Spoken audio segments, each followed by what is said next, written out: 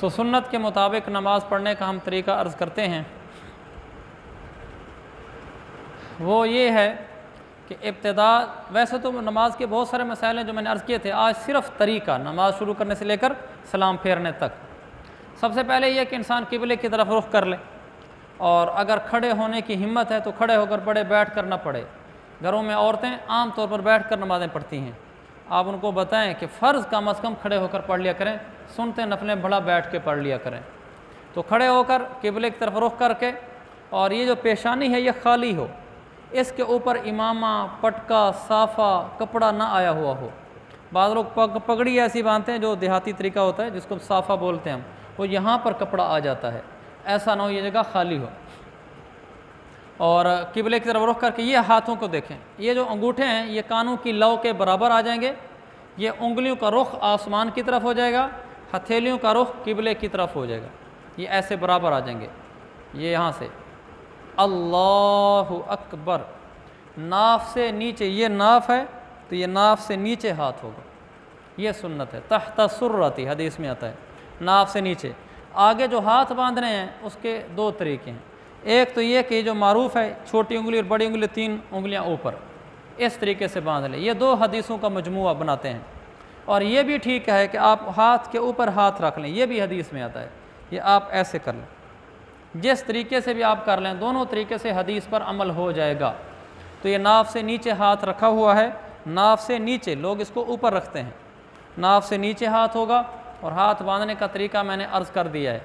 अब यहाँ से रुकू में जाना है, रुकू में जब जाएंगे, अच्छा ये जो खड़ा होने का बताना था, जो पाँव हैं, ये जो पाँव का रुख है, ये देखें, ये गलत मैंने किया हुआ है कि एक पाँव की उंगलियों का रुख इधर है और एक पाँव की उंगली का रुख इधर है, यह खिलाफ सुन्नत है। ठीक ये है, ये जैसे अब मैं किया हुआ है कि दोनों पाँव का रुख सीधा किबले की तरफ है, ये सुन्नत तरीका है। और इनके दरमियान फासला कितना हो, कम से कम ये 4 उंगल का फासला हो, कम से कम इतना ज़रूर हो, भला आदमी जितना ही स्मार्ट बॉडी हो इतना फासला ज़रूर रखे वो। और अगर जिस्म भारी है तो फिर ये शरीयत का मसला ये है कि वो इतना फासला रखे कि बाआसानी खड़ा हो सके, भला दरमियान में एक बलिस्टे से ज़्यादा का फासला हो जाए लेकिन आसानी के साथ खड़ा हो सके। अगर 4 उंगली का फासला रख सकता है तो फिर कम से कम इतना ज़रूर होना चाहिए। अब ये क़याम के बाद मैं रुकू में जा रहा हूँ, यहाँ हाथ बांधा हुआ था, अब यहाँ से रुकू में। अच्छा, लोग बाद दफ़ा यूँ कर देते हैं, ऐसे करके फिर रुकू में जाते हैं, यानी यहाँ से हाथों को यूँ पहले हरकत देते हैं, यूँ करके फिर रुकू में जाते हैं, ये गलत है, खिलाफ सुन्नत है। यहाँ हाथ बंधा हुआ था, यहाँ से सीधा हाथ घुटनों को चला जाए, बस ये हाथ बंधा हुआ है, यहाँ से सीधा ये घुटनों को, ये घुटना है, ये उंगलियां खोलनी है ऐसे, ये भी खोलनी है।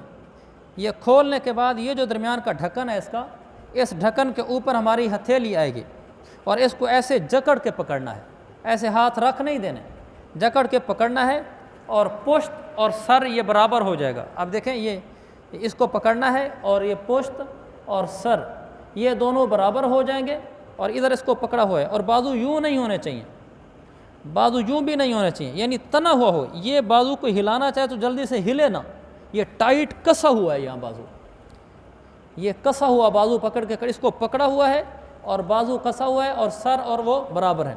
अब यहाँ से उठना है तो सीधे हाथ ऊपर आएंगे। तो ये तरीका भी गलत है कि यहाँ खड़े हुए तो उठने लगे तो फिर यूँ पहले हाथ किए, हरकत की, ऐसे नहीं।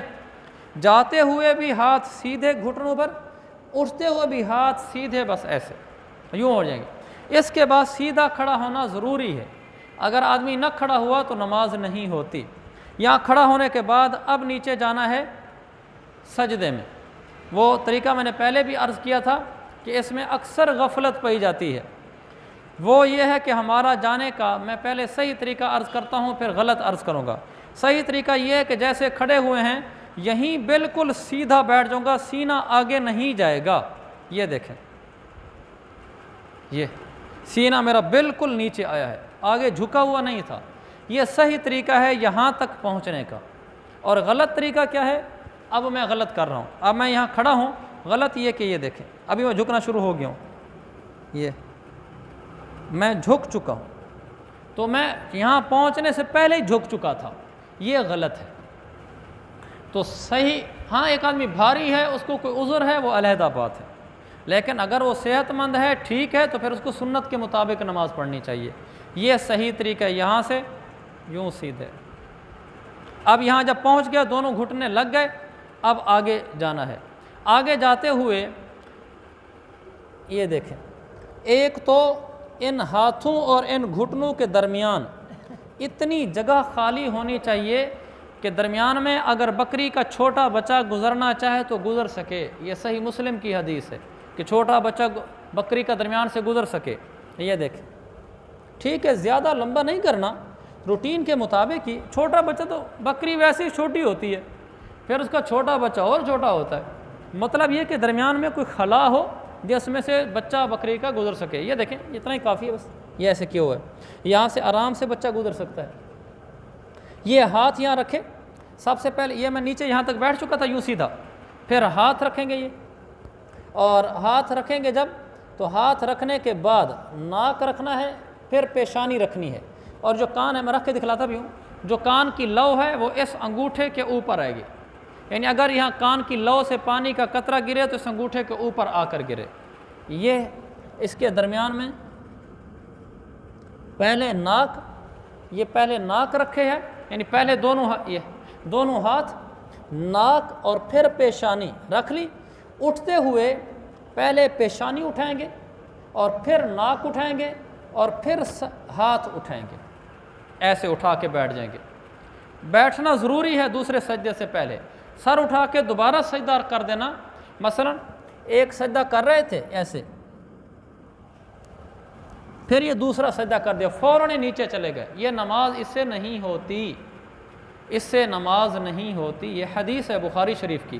لہذا ایک سجدہ کرنے کے بعد اٹھ کر سیدھا بیٹھیں، بھلا ایک سیکنڈ کے لیے، پھر دوبارہ جائیں، پھر دونوں ہاتھ، پھر ناک، سر اٹھتے ہوئے پہلے پیشانی، ناک، اور پھر یہ ایسے اٹھتے ہوئے۔ اب یہ دونوں ہاتھ یہاں آ جائیں گے، میں اٹھ رہا ہوں دوسری رکعت کو، یہاں آگے ہاتھ یہاں رکھے ہوئے ہیں۔ سنت طریقہ یہی ہے کہ دونوں پنجوں کے بل، چونکہ میرا جسم تھوڑا یعنی بھاری نہیں ہے تو میرے لیے اٹھنا بالکل آسان ہے۔ یہ ایسے بیٹھے ہو نا، تو ایسے پنجوں کے بل میں بھی بیٹھا ہوں، تو پنجوں کے بل ایسے اٹھ گئے۔ اگر جسم بھاری ہو تو پھر یہ مشکل ہوتا ہے۔ اللہ کے نبی صلی اللہ علیہ وسلم بھی جب جسم مبارک بھاری ہو گیا تھا تو آپ سہارا لے کر آتے تھے۔ تو ورنہ صحیح طریقہ یہ میں پھر کر کے دکھلا دیتا ہوں۔ یہ میں اٹھ رہا ہوں یہاں سے سجدے سے، اٹھتے ہوئے یہاں ہاتھ گئے، اب دونوں پاؤں کے دونوں پنجوں کے اوپر ایسے سیدھا اٹھ جاؤں گا۔ یہ طریقہ ہے دوسری رکعت میں جانے کا۔ یہاں ہاتھ باندھ لوں گا، پھر تو آگے وہی طریقہ ہے جو طریقہ پہلے میں نے بتایا ہے۔ اب بات رہے گی صرف التحیات کی، کہ جب میں دوسرا سجدہ کر کے اٹھوں گا تو اٹھ کر یہاں بیٹھ جاؤں گا التحیات کے لیے۔ جب التحیات کے لیے بیٹھیں گے تو یہ انگلیاں آگے نہیں جانی چاہیے، یہ تھوڑی یا زیادہ آگے نہیں ہونی چاہیے، پیچھے بھی نہیں ہونی چاہیے، بلکہ یہ جو گھٹنا ہے اس کے اوپر انگلیوں کا سرا اور گھٹنے کا سرا یہ بالکل سیدھ میں ہوں، اور انگلیاں یہاں نارمل کنڈیشن میں ہوں، یعنی ایسے کھلی ہوئی نہ ہوں، ایسے بند بھی نہ ہوں، اور سجدے کے اندر بند ہوں، ایسے یہ انگلیاں آپس میں ایسے ملی ہوئی ہوں سجدے میں، اور یہاں التحیات میں نارمل کنڈیشن میں ہوں، عام حالت میں جیسے رکھتے ہیں۔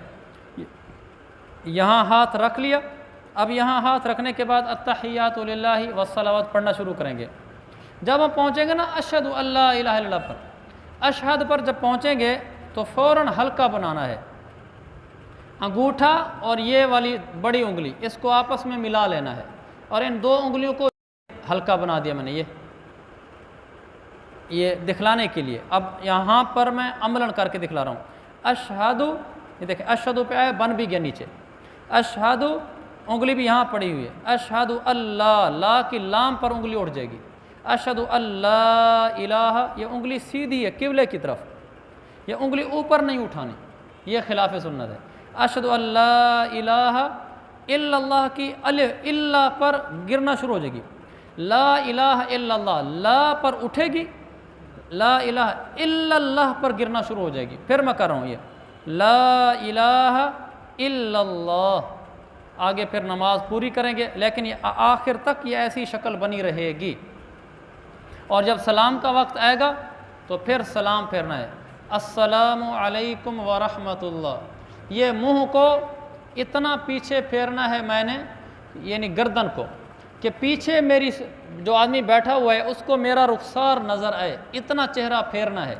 और मैंने ख़ुद कंधे को देखना है, आगे सफ़ नहीं देखनी। ये सुन्नत है। ये अस्सलामु अलैकुम व रहमतुल्लाह, एक तो रुखसार पीछे नज़र आ रहा है, दूसरा मैं कंधा देख रहा हूँ, तीसरा सीना मेरा किबले की तरफ है, सीना नहीं फिरना चाहिए। यानी ये गलत तरीका है जो अब कर रहा हूँ मैं, अस्सलामु अलैकुम व रहमतुल्लाह, ये सीना यूँ हो गया, ये गलत हो गया। सीना यहाँ रहेगा, सिर्फ गर्दन फिरेगी बस। ये अस्सलामु अलैकुम व रहमतुल्लाह, ये सही तरीका मैं कर रहा हूँ। फिर सर यहाँ तक आएगा, फिर दरमियान में पहुँच कर फिर अस्सलामु अलैकुम व रहमतुल्लाह, ये गर्दन फिरी है, सीना इधर है और रुखसार पीछे नज़र आ रही है और मेरी आँख मेरे कंधे के ऊपर है। ये सलाम फिर गया, हमारी नमाज मुकम्मल हो गई। उसके बाद दुआ है।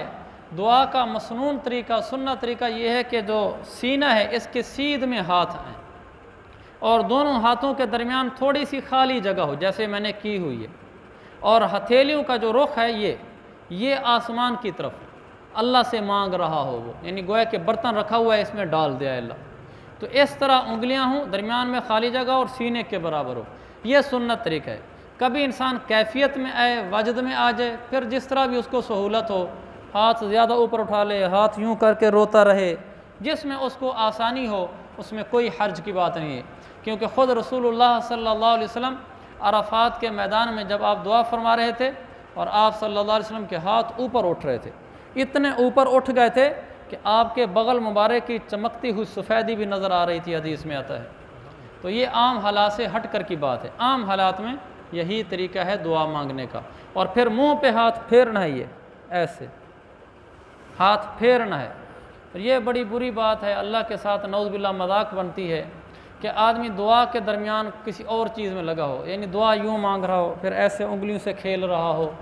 बाद दफ़ा इमाम आगे दुआ मांग रहा होता है, पीछे मुक्तदी ना ऐसे कर रहे होते हैं। जब इमाम ने कहा आखिरी लफ्ज़ बोला तो ऐसे कर दिया। ये नहीं मांग रही दुआ तो हम ना मांगें। इमाम के साथ दुआ मांगना कोई ज़रूरी नहीं है, इमाम के साथ मिलकर दुआ मांगना कोई ज़रूरी नहीं है। आप ना मांगें, बाद में मांग लें, लेकिन जब हम अल्लाह से मांगें तो फिर मांगें। अल्लाह भी कहे कि हाथ उठाकर वाकई कुछ बोल रहा है और मुंह पे हाथ फेरते हुए पूरी तवज्जो के साथ हो, ताकि अल्लाह हमारी दुआ मांगने से खुश